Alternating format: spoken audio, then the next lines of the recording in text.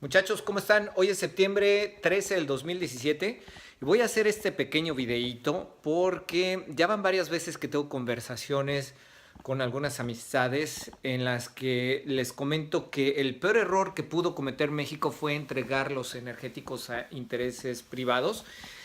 Y la primera respuesta que siempre me dan es, ¿qué no te das cuenta que Pemex estaba quebrada? A lo que yo les respondo, ¿en qué basaste tu investigación o tu análisis para determinar que Pemex estaba quebrada? Y obviamente la gente nada más basa ese análisis y esos comentarios en fuentes que yo pienso que no son confiables. ¿Como quién?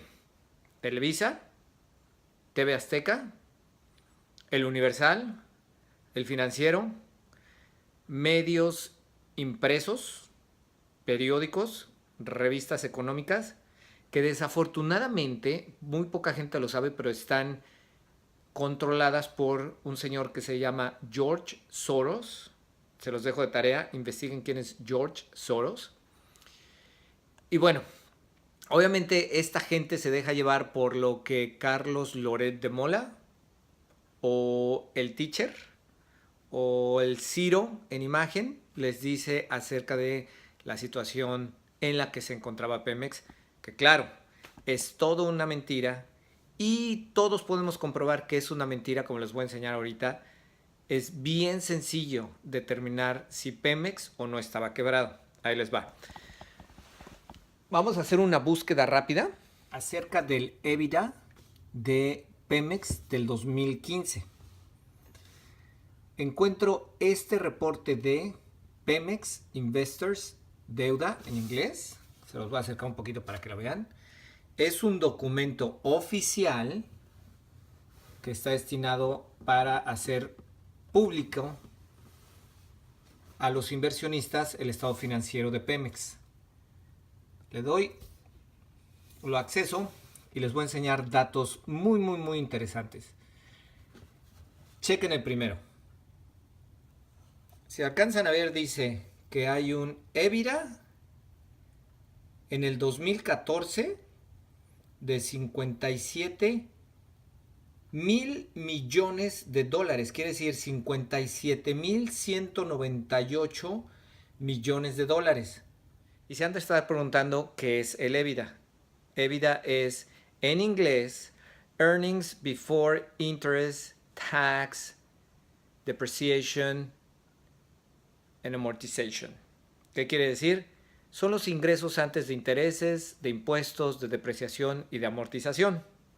En otras palabras, quiere decir, toda la venta que genera Pemex se le reducen o se le restan todos los gastos y son todos los gastos asociados con la operación de Pemex. ¿Y qué quiere decir?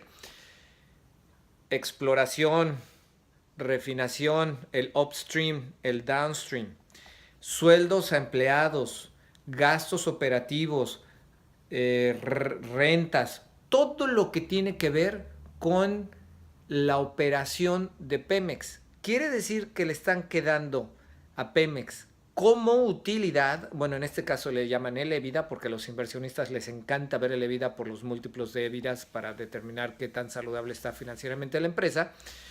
Imagínense esa cantidad de miles de millones de dólares que genera como ingreso o generaba como ingreso Pemex. Y lo más interesante, les voy a enseñar el comparativo con otras petroleras de cómo estaba Pemex, y lo que me llama más la atención es PDVSA.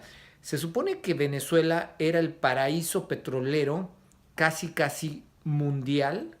De ahí que por eso antes de Chávez se utilizaban todos los ingresos del petróleo para mantener el pueblo venezolano con un estándar de vida súper excelente. Les voy a enseñar esa comparación, cómo se ve Pemex comparado con ese PDVSA, que PDVSA Venezuela le daba de comer casi a todos los venezolanos. Recuerden que allá la gasolina, el litro, costaba 10 centavos de peso, 20 centavos de peso un litro. Les voy a enseñar el comparativo. Ese comparativo, déjenme ver dónde está. Otra vez, esta información la pueden encontrar otra vez en pemex.com y vean el comparativo. PDVSA Venezuela. sus ventas y su EBITDA. Vean la cantidad de ventas de Petróleos Mexicanos que les convencieron que era una empresa que estaba en la quiebra. Vean su EBITDA en este caso, que son 898,318 millones de dólares. Ni siquiera son pesos, son millones de dólares. Esos son sus ingresos. Ingresos antes de intereses, impuestos, depreciación y amortización. Eso quiere decir EBITDA. Chequen el comparativo con PDVSA, con ConocoPhillips, una de las empresas grandes, claro, Exxon y Shell van a ser muchísimo más grandes, pero para que se den una idea, o Petróleo Brasileiro de Petrobras. Chequen este comparativo, 898,318 millones de dólares. Después de ver esas cantidades, ¿creen ustedes que de verdad Pemex estaba en la quiebra? ¿O creen que los quisieron convencer que Pemex estaba en la quiebra para que la gente, como a mí me lo ha dicho, según gente estudiada y educada y hasta financieros o contadores, me lo han dicho, pero ¿qué te pasa si que Pemex estaba quebrada? No había manera ya de rescatarla. Con esa cantidad de vida, ¿ustedes creen que no se va a poder rescatar? Y vamos otra vez a los números del 2014. Otra vez, en el 2014, no tomemos en cuenta 2015 porque el 2015 era apenas una proyección desde marzo, pero veamos estos números, 2014. 57,198 millones de dólares. Y aquí está, cifras expresadas en millones de dólares. Miren el 2003, 68,621 millones de dólares. El 2012, 79,535 millones de dólares. 2011, 79,989 millones de dólares. En esa época era cuando Calderón estaba negociando con los Clinton, porque aunque estaba Obama de presidente, quien negociaban eran los Clinton, la entrega del petróleo. Y después entra Peña Nieto y les dice, es que Pemex está quebrada. Vean todo este dinero. Bueno, otro argumento que me dice la gente es, bueno, es que Pemex se utilizaba como la caja chica y para solventar todos los gastos de México. Es el peor argumento que he escuchado. Y ese argumento me lo tratan de dar porque dicen, bueno, todas esas utilidades de alguna manera servían para proveer de bienes y servicios a la población mexicana. ¿Qué es lo que no hace sentido? Les voy a dar 5 segundos para que piensen que no hace sentido en ese comentario. No hace sentido que hagas una privatización parcial de la paraestatal porque no es una privatización 100%. Sí hay privatización y es una privatización muy delicada. Es una privatización parcial. Sin embargo, se está privatizando la exploración, la extracción y la distribución, donde Pemex no sabemos exactamente qué rol va a jugar entre este proceso de exploración, extracción y refinación. Sabemos que se va a refinar en México utilizando refinadoras de Pemex, no más que la gente dice no están operando al 100%, claro.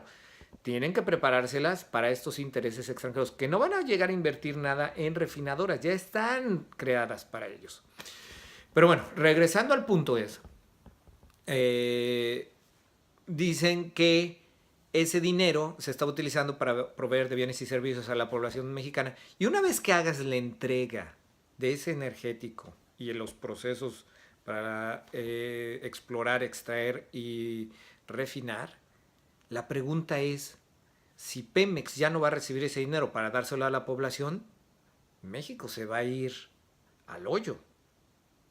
Si la lógica de estas personas fuera cierta, que todo ese dinero de Pemex se utilizaba para proveer de bienes y servicios a la población mexicana. Claro que no, lo estamos viendo. Al día de hoy, ya operando con esos intereses extranjeros o con capitales extranjeros en los procesos de extracción, refinación y exploración y aparte la distribución, no estamos viendo que no se están proveyendo de bienes y servicios. Y no piensen que los impuestos que van a pagar estas empresas extranjeras, porque sepan que van a tener un área de impuestos que va a tratar de hacer la mayor deductibilidad de impuestos, como la hace Televisa, que debe como 3,000 millones de dólares al fisco, y ven la manera de cómo les condonen la deuda y no se pague. Bueno, regresando al punto es un argumento extremadamente ridículo que decían que ese dinero se iba para proveer a la población de México de bienes y servicios, cuando estamos viendo que ahora Pemex ya no controla todo el proceso y sin embargo los ingresos obviamente van a estar disminuidos porque se van a quedar las empresas extranjeras y no estamos viendo que hace falta bienes y servicios hacia la población mexicana. ¿Qué es lo que estaba pasando? Claro, se robaban ese dinero. De parte de esos ingresos y del flujo de efectivo, porque después, claro, empiezan a analizar el balance financiero y van a llegar a una partida contable o una línea en el estado de balance que dice off balance debt. Creo que es deuda fuera del balance financiero. ¿Qué quiere decir? Es una partida que por ahí pusieron esa línea, que quiere decir del ingreso del cash flow, del flujo de efectivo que está generando, de todo el efectivo que genera Pemex, se estaban llevando como el 80-85%, Hacienda se lo quedaba. ¿Para qué? Obviamente no era para generar bienes y servicios, lo estamos viendo, toda la parte de la corrupción que se está descubriendo y obviamente ese dinero pues no estaba llegando a las poblaciones, ¿no? Ahora, si analizamos un poquito más a detalle y extrapolamos el hecho de que Pemex no estaba en la quiebra, ¿qué hubiera sido el resultado si de verdad la gente hubiera hecho caso a ese supuesto peligro para México? Y se los dejo muy claro, ¿eh? Yo no vivo en México, a mí no me gobierna ni el PRI, ni el PAN, ni el PRD, ni Morena. Sin embargo, he tenido la oportunidad desde fuera de México de tener una perspectiva un poquito más imparcial de cuál es la situación. Y déjenme decirles, si le hubieran hecho caso a ese peligro para México que decía no a la privatización y otra vez privatización parcial de Pemex, ¿qué hubiera pasado? Piensen cuál sería ahorita la situación de México en el mundo. No nada más lo vean como México en México, véanlo como México en el mundo, porque ya es momento, yo creo, yo pienso y les recomendaría que empecemos a pensar en geopolítica, no nada más en estar pensando en México hacia México, es de México hacia el mundo, ¿cuáles serían esas repercusiones?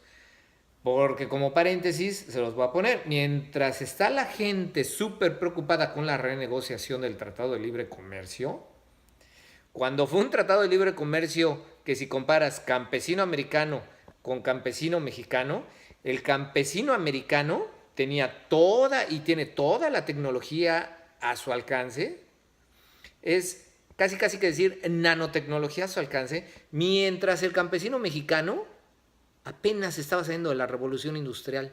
¿Creen que fue un tratado de libre comercio o es un tratado de libre comercio que se está o que se negoció de una manera equitativa? Y van a venir varios a decir, todos los millones de dólares que genera de ingreso. Sí, pero otra vez, lo que les dice la televisión, métanse a los estados financieros.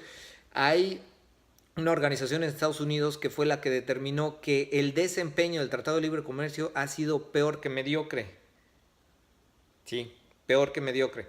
Entonces, otra vez regresando al punto, 5 segundos pensando de México hacia el mundo, no de México hacia México, de cómo estaría ahorita México en el mundo si no se hubiera entregado el petróleo a intereses particulares. Y otra vez, es exploración, extracción, distribución y refinación. Que lo más peligroso aquí es la distribución. Todas las tuberías. Esto se compara como hacer la exploración y la extracción con el corazón de una persona. Las tuberías, que es una cuestión de seguridad nacional, es como las venas del cuerpo. Te inyectan, te hacen lo que sean en una vena del cuerpo y te meten algo que no sabes qué es delicado, ¿no? A ese nivel se está entregando la soberanía de México a intereses privados. Pero va, 5 segunditos, piensen cuál sería la situación de México en el mundo si no se hubieran entregado ese petróleo y los procesos a intereses privados. 1. Ahí les va. Número 1, si se le hubiera hecho caso a ese señor que les convencieron que se llamaba El Peligro para México, yo puedo asegurarles, pero casi estoy 100% seguro, que el Trump estaría pataleando, estaría rogando a la México hasta por tirar el muro con tal de tener acceso al petróleo o que se le comparte el petróleo a Estados Unidos. Número 1, y yo creo que por ahí no lo habían pensado. Número 2, no tendrías esta situación de los DACA, los Dreamers, que se les están acabando este programa a aquellos que llegaron a Estados Unidos cuando eran niños o cuando eran bebés, que ya están, algunos de ellos ya trabajando, tendrán como unos 25, 26 años, algunos de ellos trabajan, son contribuyentes, contribuyen al crecimiento del país a través de sus impuestos, a través del trabajo que ejercen. Va a haber una oleada ahora con esta terminación del programa del DACA, en el que yo no sé qué va a hacer México con tanta gente que va a regresar cuando no hay empleo. Entonces ese es el número 2. Se tendría a Estados Unidos, o en específico al Donald Trump, atado por el cuello, donde México negociaría los términos, si quieren, del Tratado de Libre Comercio, que otra vez no sirvió de nada, pero los términos del supuesto muro, los términos de migración y los términos de proteger a los hijos de los mexicanos que llegaron aquí, chavitos, chiquitos, que ellos no tenían la culpa y que muchos de ellos son súper y extremadamente inteligentes y que ocupan puestos muy buenos en empresas y les van a cancelar esos permisos. Otra vez, nada más para que lo piensen, 3 ejemplos que les doy. Si no se hubiera entregado el petróleo, sin mencionar que México pudo bien haber dicho, no me ato a los precios globales de la gasolina, porque ahí también se las vendieron. No es que México está entrando en la globalización, cuando, éjele, la globalización se está acabando. Y sí, van a decir, esto está loco, ¿cómo que la globalización? Porque ustedes les vendieron que solo hay una globalización, pero está la financiera, la mercantil y la demográfica.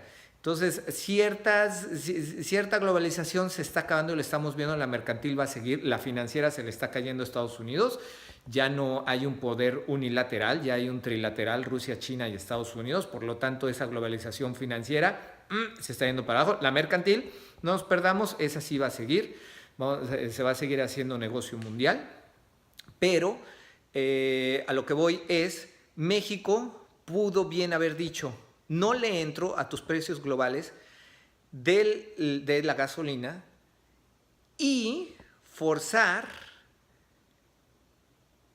a que los precios de la gasolina disminuyeran en el caso de México. ¿Por qué? Porque fue muy fácil convencerlos a la gente de decir, es que estamos entrando en la globalización, que otra vez México está bien atrasado, creen que seguimos en esa globalización financiera. Y mucha gente se la creyó. No, es que estamos entrando en los mercados internacionales del precio del petróleo y aparte de la gasolina. Cuernos, México tendría el poder de decir gasolina al precio que yo quiero para mi población. ¿La quieres internacional? Ahí me meto a la globalización mercantil de mi precio de gasolina y sí, te la voy a vender a los precios globales. Para mi población yo se la vendo al precio que quiera.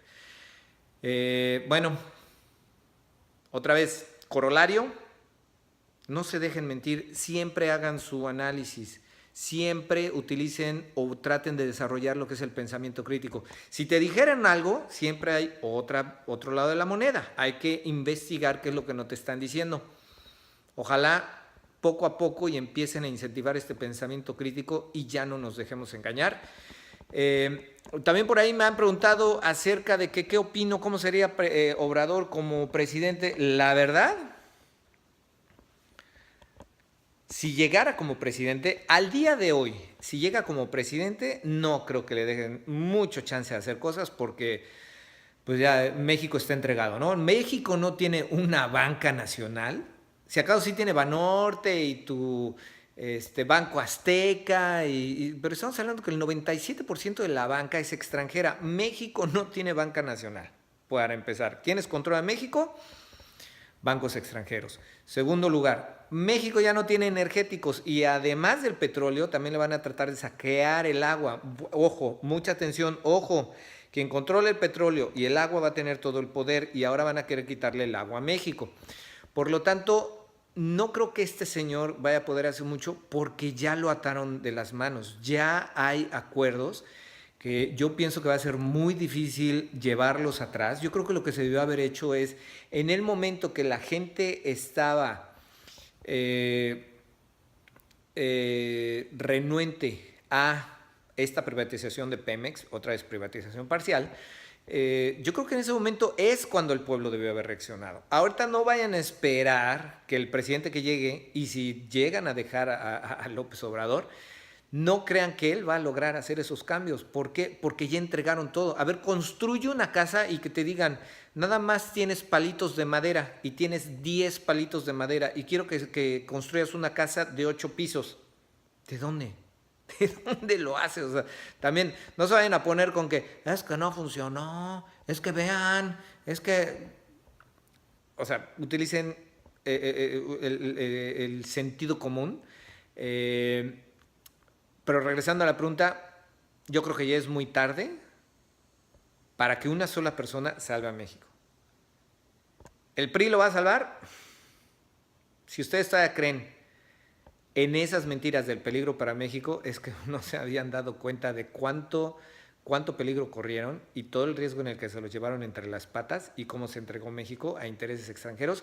Y les apuesto que ni se habían puesto a pensar que México no tiene ya banca nacional, ni sabían. ¿Por qué? Porque les pido otra vez, hagan su análisis, apliquen el pensamiento crítico. Ahí se ven, bye.